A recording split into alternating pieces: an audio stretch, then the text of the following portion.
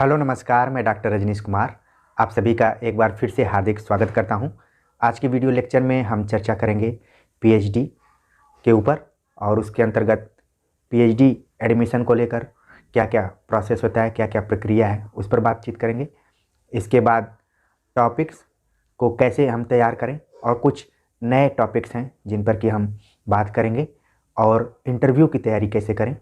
इन 3 महत्वपूर्ण बिंदुओं पर हम चर्चा करेंगे और कई केंद्रीय विश्वविद्यालयों के पीएचडी के परिणाम जारी भी हो गए हैं और बहुत सारे लोग पीएचडी के टॉपिक को लेकर सोच भी रहे होंगे। और इस चैनल पर जितने लोग जुड़े हैं, चाहे वो प्रवक्ता की तैयारी कर रहे हों, चाहे यूजीसी एनटीए नेट की तैयारी कर रहे हों, चाहे असिस्टेंट प्रोफेसर भी बन गए हों और पीएचडी नहीं किए हों, उनके लिए ये आज का लेक्चर काफ़ी इम्पॉर्टेंट है। जाहिर सी बात है कि सारे लोगों की इच्छा रहती है कि वो हायर एजुकेशन में जाएं, पीएचडी करें और उनके नाम के पहले डॉक्टर शब्द लगे, तो काफ़ी उससे समाज में भी सम्मान मिलता है और बाकी अपने आप में भी एक कॉन्फिडेंस रहता है। तो उसको ध्यान में रखते हुए हमने सोचा कि आज बातचीत करते हैं पीएचडी के ऊपर एक और लेक्चर के माध्यम से। हालांकि इसके पहले मैंने 2-3 वीडियो पीएचडी के ऊपर बनाया था, आप सभी ने उसको देखा भी होगा और लिंक बॉक्स में उसका मैं नंबर भी डाल दूंगा, जो डिस्क्रिप्शन बॉक्स है उसके अंदर। तो इससे आपको पहले की वीडियो भी पता चल जाएंगी। अगर देखा जाए पीएचडी के प्रोसेस को, तो ये केंद्रीय विश्वविद्यालयों, राज्य विश्वविद्यालयों से फॉर्म निकलता है, यूजीसी गाइडलाइन के अनुसार फॉर्म निकलता है और 2 तरीके से इसमें एडमिशन होता है। एक तो है कि आप नेट या जेआरएफ नहीं है तो आपको प्री पीएचडी टेस्ट देना पड़ेगा, जिसे कि अभी हाल ही में एक फॉर्म निकला हुआ था बनारस हिंदू यूनिवर्सिटी से, जहाँ पे रेट और रेट एग्जम्प्टेड करके 2 तरीके के फॉर्म निकले थे। तो रेट में वो लोग परीक्षा देंगे जिनका कि नेट और जेआरएफ नहीं है, और बाकी एग्जम्प्टेड में वे लोग शामिल होंगे जो कि ऑलरेडी जेआरएफ हैं। जेआरएफ का मतलब ही है कि अब आप पीएचडी के योग्य हो गए हैं, आपको अगर एडमिशन मिल जाता है तो जूनियर रिसर्च फेलोशिप के तहत आपको जो भी निर्धारित स्कॉलरशिप है वो दी जाएगी और आप शोध कार्य करेंगे। तो एक चीज़ है। तो 2 तरीके से एडमिशन होता है, एक आप एग्ज़ाम देकर एडमिशन ले सकते हैं, दूसरा अगर आप जेआरएफ हैं तो डायरेक्ट इंटरव्यू देकर आप एडमिशन ले सकते हैं। तो एक चीज़ तो ये हो गई। अब सवाल ये उठता है कि टॉपिक का हम चयन कैसे करें।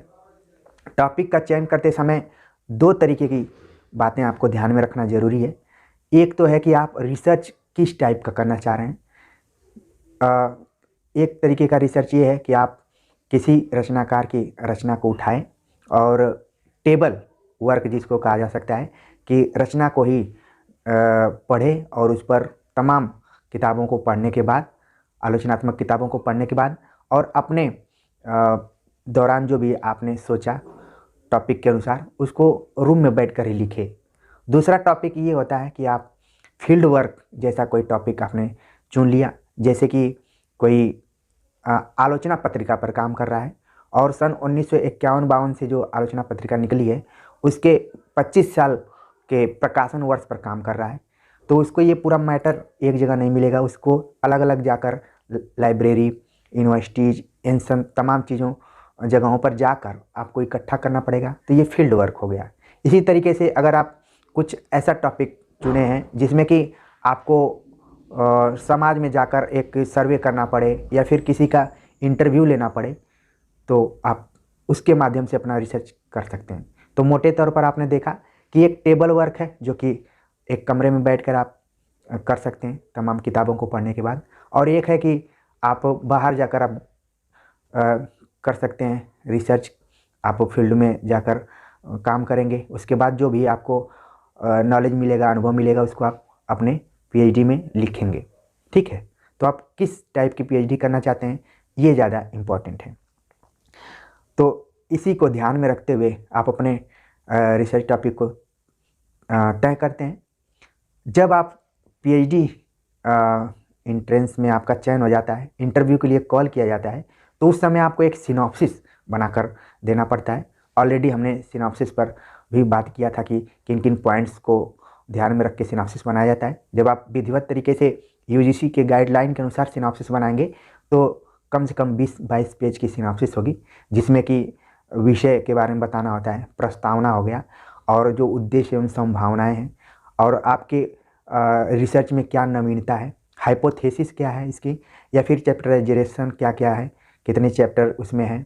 फिर इसके बाद जो आपका आधार ग्रंथ है, सहायक ग्रंथ है, और थोड़ा सा चैप्टर के बारे में आपको हल्का हल्का डिस्क्राइब करके बताना पड़ता है। बाकी जब कर लेते हैं आप तो करीब 20-22 पेज का हो जाता है।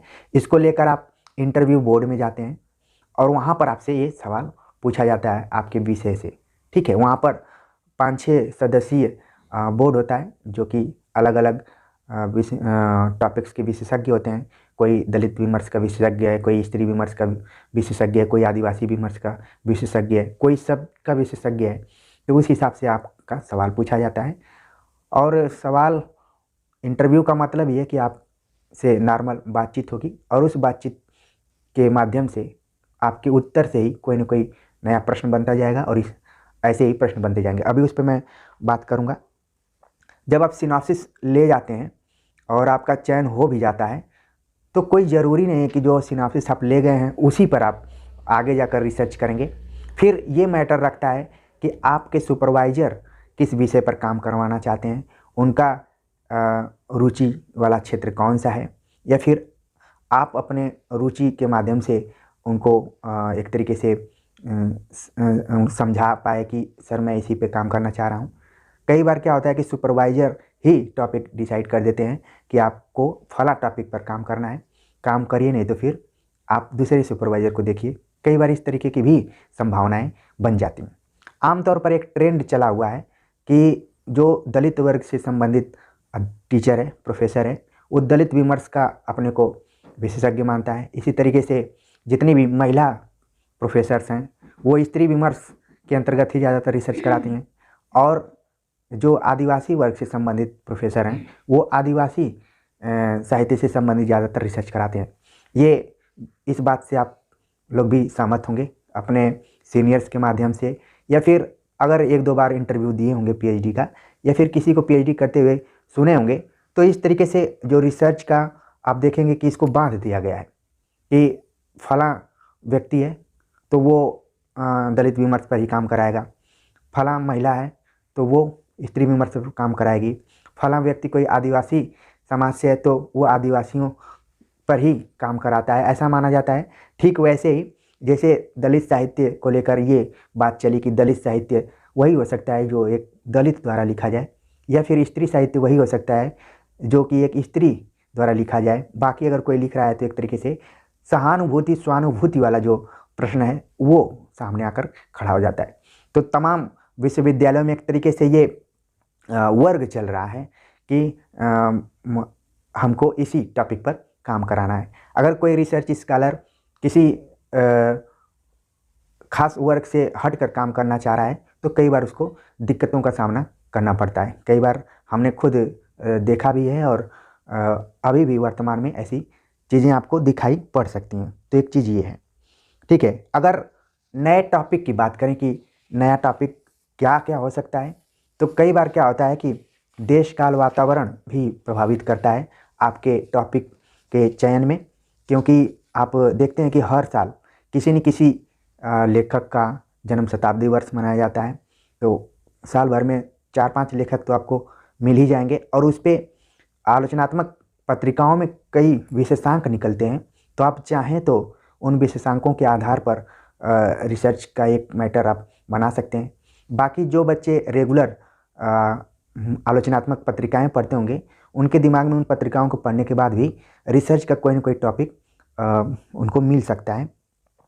या फिर जैसा कि मैंने पत्रिका का उदाहरण दिया कि आलोचना पत्रिका के 25 वर्षों के प्रकाशन वर्ष पे आप काम कर सकते हैं, या फिर 50 वर्षों में आलोचना पत्रिका में किस किस तरीके की साहित्यिक रचनाएं आई, या फिर उसकी प्रवृत्ति क्या रही है, ठीक है। या फिर 100 साल का भी उठा सकते हैं। तो इस हिसाब से आप रिसर्च के टॉपिक अलग अलग पत्रिकाओं को ध्यान में रख के कर सकते हैं, ठीक है।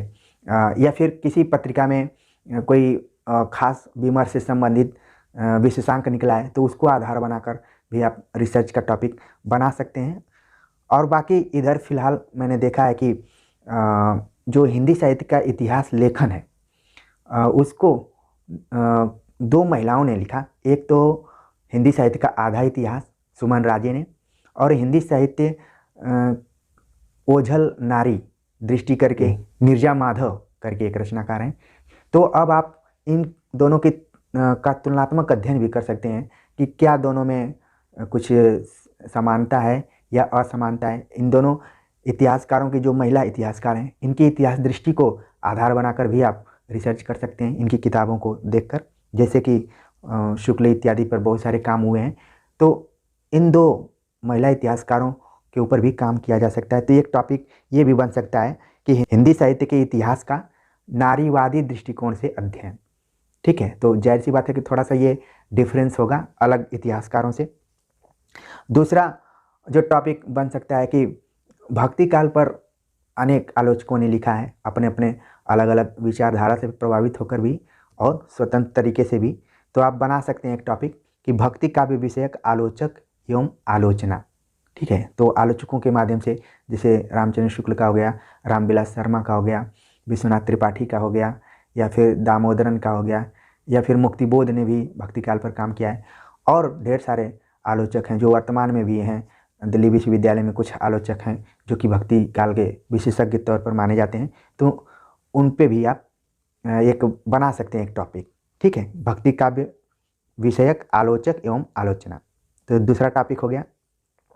तीसरा टॉपिक बना सकते हैं कि स्वातंत्र्योत्तर हिंदी कविता, राष्ट्र इतिहास और लोकतंत्र, कि आज़ादी के बाद की जो हिंदी कविता रही है उसमें राष्ट्र, इतिहास और लोकतंत्र की क्या स्थिति रही है, इसको विषय वस्तु बनाकर आप एक सिनॉप्सिस तैयार कर सकते हैं। इसके बाद जो चौथा है कि समकालीन कृषि संकट और हिंदी कविता। ठीक है, किसानों को केंद्र में रखकर समकालीन में कितनी कविताएं लिखी गई हैं, या फिर हिंदी कविता क्या विषय वस्तु उसकी रही है, इसको ध्यान में रखकर भी आप टॉपिक बना सकते हैं। इसी से मिलता जुलता है कि समकालीन हिंदी कविता में किसान जीवन, किसानों को लेकर जो समकालीन हिंदी कविता है वो कितना संवेदनशील है। उसमें कुछ कविताएं लिखी जा रही हैं तो कौन कौन से कवि हैं, और आप 8-10 कवियों का एक संकलन तैयार करके उनकी कविताओं को लेकर भी एक टॉपिक बना सकते हैं। बहुत सारे विद्यार्थी इसी टाइप से काम भी करते हैं, जैसे कि 20वीं सदी में स्त्री की स्थिति, तो 5-6 उपन्यास ले लेंगे अलग अलग स्त्री लेखिकाओं के और फिर उस पर टॉपिक भी बना लेते हैं। तो उसी पैटर्न पर मैं बता रहा हूँ। आचार्य नरेंद्र देव के ऊपर एक ग्रंथावली निकली है, उसको भी आधार बनाकर आप टॉपिक बना सकते हैं कि आचार्य नरेंद्र देव की जो भी साहित्यिक रचनाएं रही हैं साहित्य को लेकर, उस पर एक टॉपिक बनाया जा सकता है। ठीक है, इसके बाद कुछ विमर्शों पर आधारित जो भी टॉपिक्स हैं, चाहे दलित कहानी दशा एवं दिशा, दलित उपन्यास दशा एवं दिशा, ऐसे करके बनाया जा सकता है। इसी तरीके से स्त्री विमर्श पर आधारित भी टॉपिक बन सकते हैं, और आदिवासी विमर्श पे भी बहुत सारे टॉपिक बन सकते हैं। और वर्तमान में बहुत सारे नए नए कवि भी लिख रहे हैं समकालीन में। तो किसी पत्रिका को अगर आप लगातार फॉलो कर रहे हो, चाहे आलोचना हो, चाहे हंस हो, वागर्थ हो, ठीक है, तो आप परिचित होंगे जो भी नए साहित्यकार हैं। इस पे अलग से भी हम बात कर लेंगे कि वर्तमान में कौन ऐसे फेमस लेखक हैं जिन पे की रिसर्च करने की संभावना ज़्यादा है। आमतौर पर ये देखने में आता है कि आजकल आलोचक और कवि को समझना थोड़ा सा मुश्किल हो गया है। कई बार क्या है कि बड़ी बड़ी जगहों पे पढ़ाने वाले जो प्रोफेसर्स हैं वो एक तरीके से एक 10-20 स्टूडेंट्स का एक ग्रुप बना लेते हैं और अलग अलग पोस्ट लिखवाकर अपने को सर्वश्रेष्ठ आलोचक, और उसी में से किसी बच्चा कोई अगर कविता इत्यादि लिख रहा है तो उसी में 2-4 लोग मिलके उसको बड़ा कवि घोषित कर देते हैं। तो क्लियरिटी नहीं हो पाती है कि सही मायने में जिस तरीके से आचार्य रामचंद्र शुक्ल से लेकर डॉक्टर नामवर सिंह तक की एक आलोचकों की जो मौजूदगी रही है, क्या अभी भी वैसे हैं। थोड़ा सा आलोचना में बड़ा उत्कृष्ट काम नहीं हो रहा है, चिंता की बात है, जिस तरीके से अन्य गद्य विधाओं में हो रहा है। ठीक है, तो एक तरीके से मैं ये कहना चाह रहा हूँ कि आलोचक और कवि एक दूसरे को बनाए जा रहे हैं। ठीक है, तो हम बात करेंगे कि सही मायने में किसकी आलोचना दृष्टि इस वर्तमान समय में जिस पे कि आप रिसर्च कर सकते हैं, या फिर कौन बहुत ही महत्वपूर्ण कवि है जिस पे कि रिसर्च किया जा सकता है। तो ये कुछ महत्वपूर्ण टॉपिक्स थे जिस पे कि आप काम कर सकते हैं। 5-6 टॉपिक्स का मैंने नाम बताया, और आप स्वतंत्र रूप से भी सोच सकते हैं कि किसी का विशेषांक निकला है या फिर जो भी आपको राइटर अच्छा लगता है उस पर आप काम कर सकते हैं। बाकी मैंने 2 आपको जगह भी बताई थी कि शोध संदर्भ और शोध गंगा से भी आप देख सकते हैं कि किस पे रिसर्च हुआ है, किस पे नहीं हुआ है। अगर आपका टॉपिक मिलता जुलता भी है तो बहुत ज़्यादा चिंतित होने की ज़रूरत नहीं है। अब बात करते हैं कि इंटरव्यू में अगर आप सिनॉप्सिस तैयार करके गए तो सवाल कैसे बनेगा। इंटरव्यू का मतलब होता है कि सामान्य रूप से बातचीत करना, उसमें बहुत घबराने की ज़रूरत नहीं है। एक तरीके से ये मान के चलिए कि जिस टॉपिक पर आप तैयारी करके गए हैं तो जाहिर सी बात है कि तमाम जो 7-8 एक्सपर्ट्स हैं उनके पास अनुभवजन्य ज्ञान बहुत है, लेकिन कम से कम विषय पर आप उनसे बातचीत करने योग्य हो जाते हैं, उसके समान आप लेवल बनाकर जाते ही हैं। और कई बार क्या होता है कि आप प्रेशर में आ जाते हैं कि जो सामने बैठा हुआ व्यक्ति है वो हमसे ज़्यादा जानता होगा, ये स्वाभाविक है, मनोवैज्ञानिक दबाव रहता है। लेकिन सामने जो व्यक्ति एक्सपर्ट्स बैठा हुआ है उसको अनुभवजन्य ज्ञान है, वो प्रश्न पूछना बहुत अच्छे से जानता है। तो आप ये कोशिश करके जाइए कि जो आपका टॉपिक है उस पर कोई अगर आंसर आपको देना है तो आप एक बैलेंस तरीके का आंसर तैयार करके जाइए, और उस आंसर में कुछ भी आप पारिभाषिक शब्दावली का यूज कर रहे हैं या फिर कुछ इस तरीके से आपने आंसर रखा कि उसमें दोबारा कोई एक नया प्रश्न बन सकता है, तो आपको इतना पता होना चाहिए कि अगर ये मैं आंसर बताऊंगा तो फिर ये प्रश्न बन सकता है। ऐसे ही कोरिलेट करके आप अपने आंसर को तैयार कीजिए ताकि कोई भी पूछे तो तुरंत आप उसको बताना शुरू करिए। जैसे मैं अपना उदाहरण दूं इंटरव्यू का, एमफिल का, जब मैंने वाइवा दिया था तो उस समय मैंने टॉपिक चुना था मार्कंडेय की कहानियों में अभिव्यक्त सामाजिक चेतना। आमतौर पर जो मार्कंडेय हैं उनको ग्रामीण कथाकार, आंचलिक कथाकार कहकर एक सीमित दायरे में रख दिया जाता था। और इस टॉपिक को चुनने के पीछे एक कारण था कि जब मैंने मार्कंडेय को एमफिल सिनॉप्सिस का विषय बनाया तो उसी समय उनका निधन हुआ था। तो इस पर मुझे अच्छे खासे मैटर्स मिले, और फिर मुझे लगा कि मार्कंडेय पर जेएनयू में अभी तक काम नहीं हुआ था। हालांकि मार्कंडेय जिस वर्ग से आ रहे थे और उस वर्ग के 2-3 प्रोफेसर थे, लेकिन हिंदी एकेडमिया में इस तरीके से रहा है कि दूसरे को फेमस करने की एक प्रथा रही है कि फलां पर अगर रिसर्च करा दिया जाएगा तो वो फेमस हो जाएगा। इसी चीज़ को ध्यान में रखते हुए मार्कंडेय को बहुत दशकों तक उपेक्षित टाइप का रखा गया। जब उनका निधन हुआ तो मैंने इस पर सिनॉप्सिस बनाया और मुझे लगा कि जेएनयू में पहला काम अच्छे से हो सकता है। हालांकि इससे पहले डीयू में, हैदराबाद, बीएचयू, तमाम यूनिवर्सिटीज़ में मार्कंडेय पे काम हुआ था, लेकिन जेएनयू से काम होने का मतलब ये था कि थोड़ा उसको और संपूर्णता मिलती। तो उसी चीज़ को ध्यान में रखते हुए हमने मार्कंडेय की कहानियों में अभिव्यक्त जो सामाजिक चेतना रही है, सामाजिक चेतना में मैंने 3 चीज़ों को जोड़ा, एक दलित, दूसरा स्त्री, तीसरा किसान जीवन। ठीक है, इन तीनों को जोड़कर मैंने उनके व्यापक संदर्भ को देखने की कोशिश की।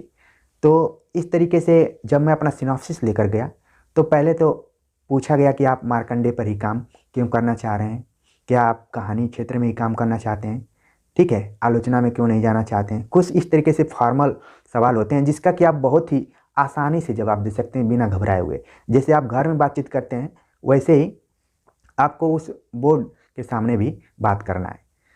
तो मैंने बताया कि शुरू से ही मैं कहानी और उपन्यासों को ही पढ़ता रहा, तो मुझे लगा कि मैं इस क्षेत्र में अच्छा काम कर सकता हूँ। हमेशा ये सकता हूँ का यूज आपको करना है, या फिर बहुत ही मतलब किसी निर्णायक वाक्य का प्रयोग नहीं करना है, ठीक है।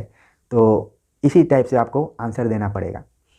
फिर इसके बाद उनकी कहानियों के बारे में पूछा गया कि कुल कितनी कहानियाँ लिखी हैं, कितने कहानी संग्रह हैं, और मार्कंडेय किस कहानी की वजह से फेमस हुए। आप जानते हैं कि हर व्यक्ति के जीवन में एक पीक पॉइंट आता है जिसके वजह से वो फेमस हो जाता है, ठीक है। तो गुलरा के बाबा नाम की एक कहानी थी, मार्कंडेय जी से फेमस हुए। फिर इसके बाद उनकी बहुत ही अच्छी कहानी, हंसा जाई अकेला। फिर हलयोग एक नए पैटर्न पर लिखी गई कहानी थी जो कि दलित जीवन पे थी। ठीक है, तो इस तरीके से सवाल पूछे गए कि किसके वजह से वो टाइमलाइन में आया, फिर मार्कंडे मार्कंडे के नाम से जाने गए। तो मैंने फिर बता दिया। फिर जो अलग अलग एंगल से लिखी गई कहानियाँ थीं, किसान जीवन पर, स्त्री जीवन पर, दलित जीवन पर, उनको मैंने छांट लिया था। फिर मैंने बताया, कोई पूछा कि दलित विमर्श पर आधारित कौन कौन सी कहानियाँ हैं, तो उनको मैंने बता दिया कि फला फला कहानियाँ हैं। इसके बाद स्त्री विमर्श को ध्यान में रखते हुए कौन कौन सी कहानियाँ लिखे हैं, या फिर किसान जीवन पर, क्योंकि किसान जीवन पर ज़्यादातर उनकी कहानियाँ हैं। तो पूछा गया, कुछ पात्रों का नाम पूछा गया। और जब आप किसी रचनाकार पर बात करते हैं तो संपूर्ण आपको जानकारी होनी चाहिए। तो उसी तरीके से पूछा गया कि कहानी लेखन के अलावा क्या मार्कंडे कुछ आलोचनात्मक काम भी किए थे। तो उनकी एक किताब थी, कहानी की बात। उन्होंने आलोचक के तौर पर उस किताब को लिखा था। तो मैंने बताया, उसमें अपने समकालीन 8-10 जो कहानी आलोचक रहे हैं। आप देखेंगे दो तरीके के आलोचक होते हैं। एक विशुद्ध तरीके से आलोचक होता है, किसी की भी रचना पाएगा और तुरंत उस पर आलोचना लिख देगा। लेकिन कुछ आलोचक ऐसे होते हैं जो खास विधा के लिए होते हैं, जिसमें कि जैसे नामवर सिंह को माना जाता है कि वो कविता के ही आलोचक हैं, माने जाते थे। और मार्कंडे ने ही उनको प्रेशर देकर कहा कि आप अगर आलोचक अपने को मानते हैं तो कहानी पर लिख कर दिखाइए। तो उन्होंने लिखा कहानी नई कहानी करके। ये मैं मार्कंडे पर काम करते हुए मुझे इसका पता चला। तो मैंने बताया कि इन्होंने आलोचनात्मक किताबें भी लिखी हैं, एक ही किताब लिखी है। इसके अलावा उन्होंने 2-3 उपन्यास भी लिखे थे, कुछ कविता लिखने का भी प्रयास किया था। और मार्कंडे का एक खास काम था कि एक कथा नामक पत्रिका निकलती थी जिसके कि वो संपादक थे। और वो पत्रिका ऐसी थी जो कि नियमित रूप से नहीं निकलती थी। जब मैटर उसके पास इकट्ठा हो जाता था तो वो फिर प्रकाशित कर देते थे। और लगभग 7-8 अंक अपने जीवन काल में उन्होंने प्रकाशित किया। तो इस तरीके से बातचीत हुई। तो उसमें कुछ ऐसे सवाल भी थे कि जब मार्कंडे लिख रहे थे तो उस समय आलोचना के क्षेत्र में ग्राम वर्सेज शहर, यानी कि ग्राम कथा वर्सेज शहरी कथा को लेकर विवाद चल रहा था। तो इस पे आप क्या मानेंगे, क्या विशुद्ध तरीके से मार्कंडे ग्रामीण कथाकार ही हैं कि शहरी भी हैं? तो इसका मैंने बहुत कॉन्फिडेंस से उत्तर नहीं दे पाया था।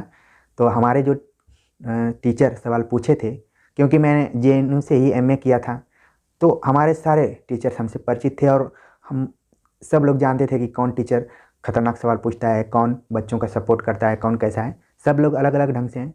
तो जिन्होंने सवाल पूछा था तो मुझे लगा कि इनका जो सवाल है थोड़ा सा वज़नदार होगा, तो मैं अपने हिसाब से कुछ आंसर देने की कोशिश किया। फिर उन्होंने सवाल पूछा तो मैंने कहा कि सर अभी इसके बारे में जब मैं रिसर्च और करूँगा और पढ़ाई करूँगा तो और गंभीरता से इसको देखने की कोशिश करूँगा। तो आप जब अपना आंसर दीजिए तो थोड़ा सा उसमें आपको फ्यूचर भी दिखाई दे, आप आगे पढ़ने की उसमें जिज्ञासा भी दिखाई दे। तो इसी तरीके से सॉलिड तरीके से आप अपना जवाब दे सकते हैं। जो जवाब नहीं आए तो उसको आप आराम से कह सकते हैं कि सॉरी सर नहीं आ रहा है, आगे इस पर पढ़ने की कोशिश करेंगे। तो बस यही नॉर्मल बातें होती हैं। और बाकी जो आपके बात कहने की शैली है, आपका जो व्यवहार है, ये सब भी इनडायरेक्टली तो काउंट किया ही जाता है। ठीक है, तो इस तरीके से इंटरव्यू की तैयारी करना पड़ता है। इंटरव्यू में कोई खास इस तरीके से गुरु मंत्र नहीं दिया जा सकता कि यही चीज़ पूछा जाएगा। इंटरव्यू को हैंडल करना आप ही को है। आप जैसे जवाब देंगे उसी में से अगले प्रश्न बनेंगे, फिर जवाब देंगे, फिर उसमें से प्रश्न बनेगा। ऐसे ही करते करते 10 से 15 मिनट का इंटरव्यू ज़्यादा से ज़्यादा चलता है। वो लोग जो बहुत बताते हैं कि मेरा 40 मिनट चला, 45 मिनट चला, 1 घंटा चला, एक मनोवैज्ञानिक कारण होता है कि जब आप इंटरव्यू देने जाते हैं तो आपको एक एक सेकेंड एक एक घंटे की तरह लगता है। आपको लगता है कि बहुत टाइम लग रहा है, बाद में पता चला कि मेरा तो 10 से 15 मिनट चला है। तो इस टाइप का भी होता है। तो मेन आज के लेक्चर में यही मैं बात करना चाह रहा था कि अगर आप PhD करने जा रहे हैं तो कैसे इसका प्रोसेस है, टॉपिक कैसे चुना होता है, उसका कौन कौन नए टॉपिक्स हैं, इसके बारे में मैंने बताया। और बाकी इंटरव्यू को कैसे आप फेस करें, क्या क्या सावधानी रखें, इसके बारे में आगे अपने PhD के टॉपिक पर भी मैं बात करूंगा। अपना जो रिसर्च मैंने किया आज्ञा और मुक्तिबोध के आलोचना कर्म का तुलनात्मक अध्ययन, तो उस पर मैं बात करूंगा। क्योंकि टाइम ज़्यादा हो गया है तो इसको हम अगले पार्ट में करेंगे। तो इसी तरीके से आप लोग तैयार कीजिए। एक क्वेश्चन किसी ने पूछा था कि सरकारी नौकरी में रहते हुए पीएचडी कर सकते हैं कि नहीं। तो देखिए पीएचडी का भी कुछ रूल एंड रेगुलेशन है यूजीसी गाइडलाइन के अनुसार कि आपको जो पीएचडी कोर्स वर्क होता है 6 महीने के आसपास का, उसको आप लीव लेकर करना पड़ेगा, या फिर आपकी संस्था मंजूरी देती है कि नहीं आप करिए तो आप कर सकते हैं। डायरेक्ट कोई नहीं कर सकता है कि आप नौकरी करते हुए भी पीएचडी कर सकते हैं। ये थोड़ा सा यहाँ पर कोई एकदम साफ से नहीं कर सकता है, ठीक है ना। तो अगर आप करना चाह रहे हैं तो 6 महीने का विदाउट पे लीव लेकर आराम से आप पीएचडी कर सकते हैं। तो उम्मीद है कि आज की ये बातचीत आप सभी को पसंद आई होगी, तो कमेंट्स कर ज़रूर बताइए। मिलते हैं एक नए टॉपिक के साथ, तब तक के लिए नमस्कार।